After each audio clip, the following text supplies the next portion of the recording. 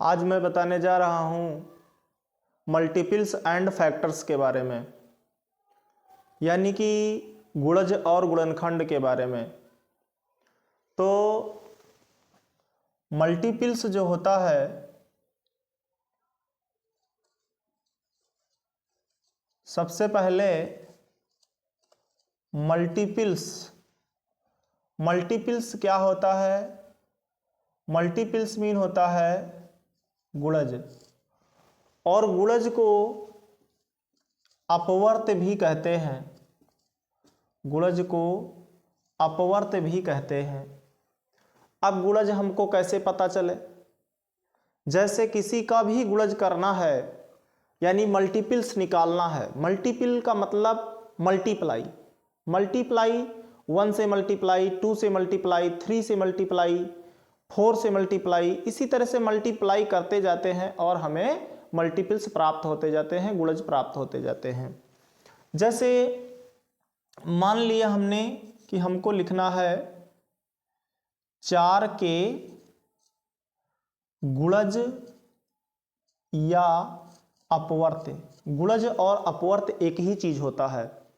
तो 4 को क्या करना है? 1 से मल्टीप्लाई करेंगे 4, 2 से गुणा करेंगे 8, 3 से गुणा करेंगे 12, 4 से गुणा करेंगे 16, 5 से गुणा करेंगे 20।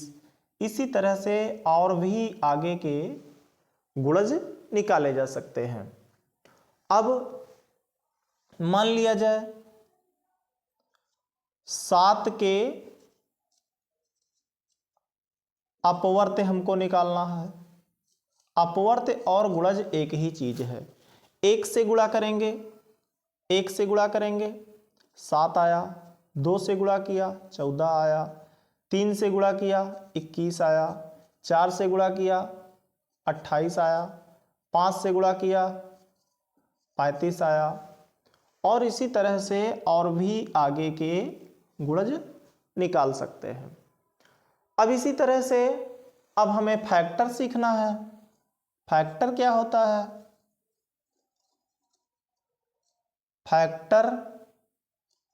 फैक्टर मीन होता है गुणनखंड, और गुणनखंड को और क्या कहते हैं? अपवर्तक। गुणनखंड को कहते हैं अपवर्तक। अब हमें गुणनखंड के बारे में सीखना है। गुणनखंड के बारे में सीखने के लिए सबसे पहला काम क्या है? गुणनखंड वह होता है किसी भी संख्या का गुणनखंड निकालने के लिए यह देखना है कि वह संख्या किससे किससे पूरी तरह विभाजित हो रही है, कट जा रही है। जिससे भी वो संख्या पूरी तरह से विभाजित हो जाए, समझ जाओ वो संख्या का गुणनखंड है, अपवर्तक है। जैसे मान लिया 40 के अपवर्तक हमको लिखना है। 40 के अपवर्तक हमको लिखना है। 40 के अपवर्तक क्या होंगे? 40 जो होता है 1 से कट जाता है और 2 से भी कट जाता है।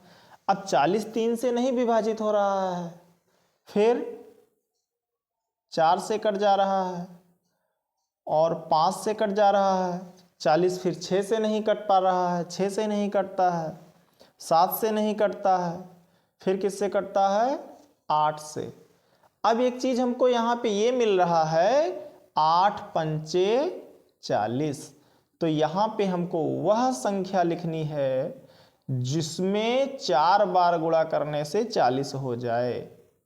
4 दहम 40। 2 से यहाँ पे वो संख्या लिखनी है कि उसको हम मल्टीप्लाई करें तो 40 आ जाए। 2 में 20 से मल्टीप्लाई करेंगे 40 आ जाएगा। और फिर इसके बाद में वह संख्या लिखी जाएगी कि 1 से मल्टीप्लाई करें और 40 आ जाए, तो 40 में 1 से मल्टीप्लाई करें। इस तरह से 40 के जो अपवर्तक हैं, गुणनखंड हैं 1 2 4 5 8, 10, 20, 40, ये सब हैं 40 के अपवर्तक गुणनखंड।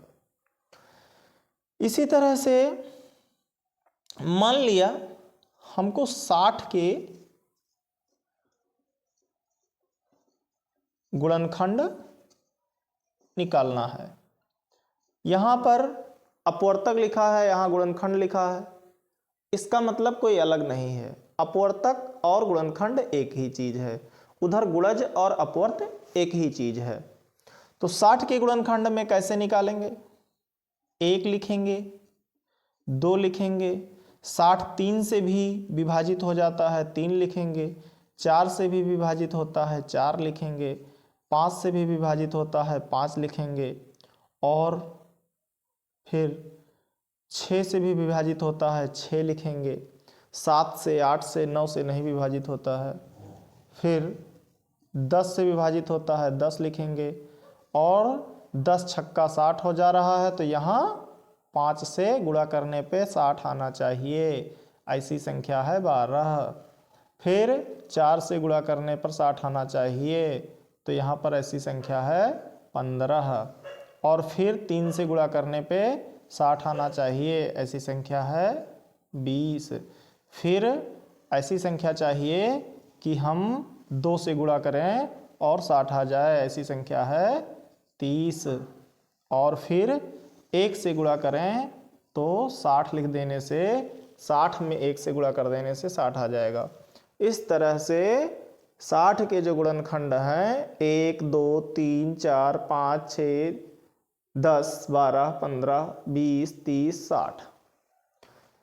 तो इस तरह से आज मैंने बताया मल्टीपल्स और फैक्टर्स के बारे में। यानी कि मल्टीपल को कहते हैं गुणज, गुणज चाहे कहें या अपवर्त कहें, और फैक्टर को कहते हैं गुणनखंड, गुणनखंड कहें या अपवर्तक कहें। इस तरह से गुणज और गुणनखंड निकालना मैंने आज बताया।